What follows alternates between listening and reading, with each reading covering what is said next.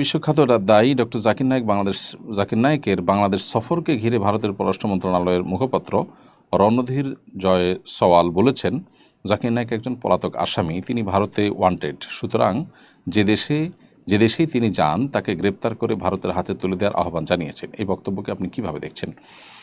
দেখুন, এটা তো এমন একটা কমেন্ট যে বিষয়ে আসলে সংশ্লিষ্ট বিষয় যারা অভিজ্ঞ তারা কথা বলবেন, কূটনীতিকরা হয়তো কথা বলবেন, পলিটিশিয়ানরা হয়তো তাদের অ্যাঙ্গেল থেকে এটাকে বিশ্লেষণ করবেন। কিন্তু আমি একজন সাধারণ মানুষ হিসেবে মন্তব্য করতে চাই যে যেই কথা ভারত বলেছে সেই কথা ভারতের খুব ঘনিষ্ঠ মিত্র দেশ মালয়েশিয়াকে তারা কতটা বলতে পেরেছে, বা মালয়েশিয়া কি তাদের সে কথা আদৌ আমলে নিয়েছে কিনা, বা তাদেরকে বলেছে কিনা আদৌ।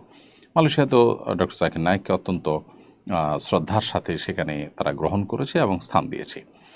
তো এখান থেকে পরিষ্কারভাবে বোঝা যায় যে বাংলাদেশ দীর্ঘদিন পর্যন্ত যে নতজানু পররাষ্ট্রনীতি বাংলাদেশে চর্চা হয়ে আসছে, এই রকম আবদার করাটা সেটারই ফলশ্রুতি। তা না হলে পাল্টা আরেকটি প্রশ্ন করা যায় যে বাংলাদেশের সাবেক ফ্যাসিস্ট সরকারের যে প্রধানমন্ত্রী ছিলেন তিনি এখন ভারতে আছেন এবং তার নামে মামলা হয়েছে, বিচার চলছে। ভারতের কি উচিত না তাকে বাংলাদেশের হাতে তুলে দেওয়া?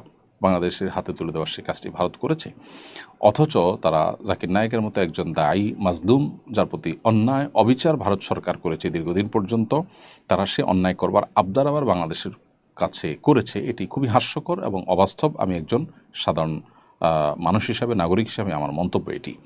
আল্লাহ রাব্বুল আলামিন ইসলামের দায়ীকে হেফাজত করুন এবং তার বাংলাদেশ সফরের যে সম্ভাবনা দেখা দিয়েছে সেটা আল্লাহ তাআলা নিরাপদ করুন, আমরা দোয়া করি।